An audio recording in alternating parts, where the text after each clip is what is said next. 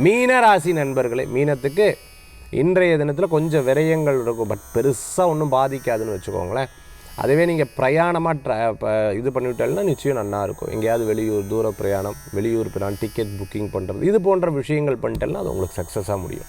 இந்த தினத்தில் இடம், பொருள், வீடு, மனை, வாகனங்கள் பற்றிய பேசுதல் இருக்கும். அதே மாதிரி லோன் கட்டுறது, மாதம் கட்டுறது, வீட்டுக்கு தேவையான செலவுகள் பண்ணுறது, கரையான் கரப்பம் வச்சு அது மாதிரி வீட்டுக்கு தேவையான பெயிண்டிங் அடிக்கிறது, இது போன்ற விஷயங்களை இன்றைய தினத்தில் முயற்சி நல்ல பலன்கள் உண்டு. கவலைப்பட வேண்டாம். இன்றைய தினத்தில் சில பேர் உங்களை இவா ரொம்ப தப்பு எதிரியாக நினச்சிட்டு இருப்பா. அப்படி கிடையாது. நீங்கள் உங்களை எப்போனா உங்களோட பழகும் பொழுது தான் அது தெரிய வரும். மீனராசி என்பர்கள் சரி பேசினா பேசிட்டு போட்டு, எத்தனையோ பேசுறது பார்த்துட்டோம், இந்த காதில் வாங்கி அந்த காதில் ஏன் காதிலேயே வாங்க மாட்டேன் விட்டுடலாம்.